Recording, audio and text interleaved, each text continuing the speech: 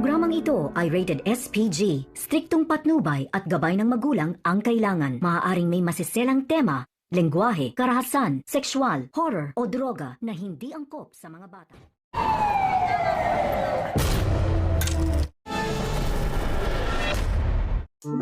Nagsimula na ngang magplano ang magkapatid na Guerrero kung paano nila tuluyang mapapabagsak si Tanggol sapagkat sinira umano ni Tanggol ang kanilang pamilya, lalo't nalaman ni Roberto at Miguelito na tuluyan na ngang nagpaalam itong si Jackie.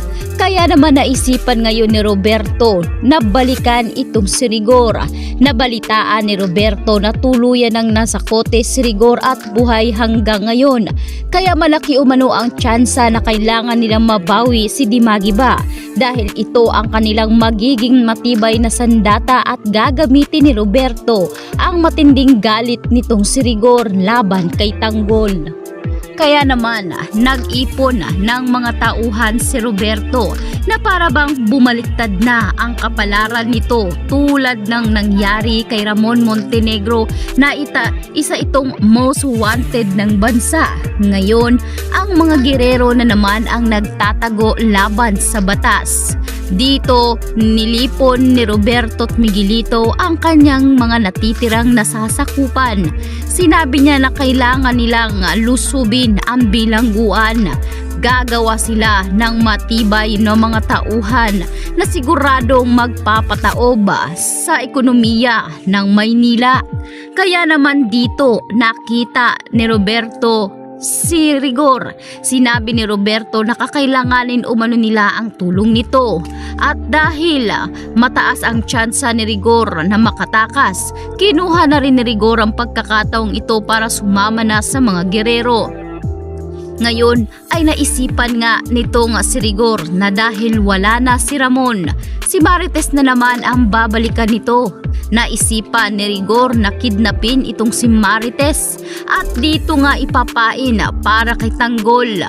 Kinidnap din ng mga Guerrero at ni Rigor itong si Katotong Abet upang ito ang magiging tulay para malaman ng taong bayan at ni Tanggol na hawak nila ngayon ang ina nitong si Marites. Hindi rin sila humihingi ng ransom dahil ang nais nila ay mismong si Tanggol ang kumuha sa nisabing lugar na kinalalagyan ngayon nitong si Marites. Ang building na gagamitin ni Roberto at Miguelito para pasabugin ito ay doon nga nila papupuntahin si Tanggol at naroroon nga itong si Marites. Sisiguraduhin umano ni Roberto, Rigor at Miguelito na sasabog ang building na iyon kasama ang katawan ni Tanggol. Sa pagkakataong ito ay matatahimik umano sila kung tuluyan na ngang mawawala at mabubura sa mapa ang pangalan ni Tanggol Montenegro. Kaya naman agad-agad ay pinuntahan nitong si Tanggol ang kinaroroonan ng kanyang ina. Wala nga siyang pag-aalinlangan na muli niyang sinuot ang dati nilang uniforme ng kanyang mga kaibigan na nagngangalang Wating. Subalit sa pagkakataong ito ay mag-isa na lamang si Tanggol na susugod sa naturang gyera.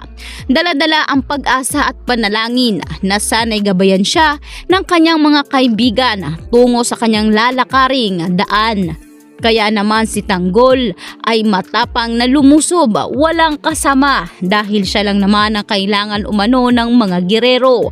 Kaya nang makapunta si Tanggol doon ay nakita niya ang kanyang ina. Subalit huli na ang lahat dahil napasabog na ng desperadong si Roberto ang naturang building. Yan ang ating aantabayanan kung mabubuhay si Tanggol.